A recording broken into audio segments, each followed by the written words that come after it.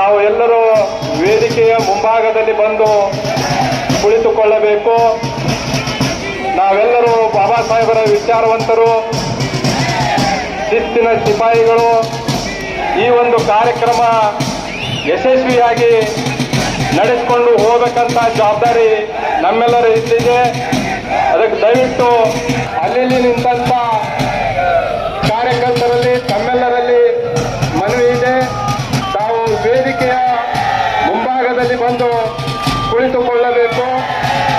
ಈಗಾಗಲೇ ಪಥದ ಸಂಚಲನ ನಡೆದಂತ ಭಾರತೀಯ ಬೌದ್ಧ ಮಹಾಸಭಾ ಸಮತಾ ಸೈನಿಕ ದಳದ ನೇತೃತ್ವದಲ್ಲಿ ಈ ಒಂದು ಪಥ ಸಂಚಲನ ಕಾರ್ಯಕ್ರಮವನ್ನು ಮುಗಿಸಿಕೊಂಡು ಎಲ್ಲ ಸೈನಿಕರು ವಿಭಾಗದಲ್ಲಿ ಕೆಲವೇ ನಿಮಿಷಗಳಲ್ಲಿ ಬರಲಿದ್ದಾರೆ.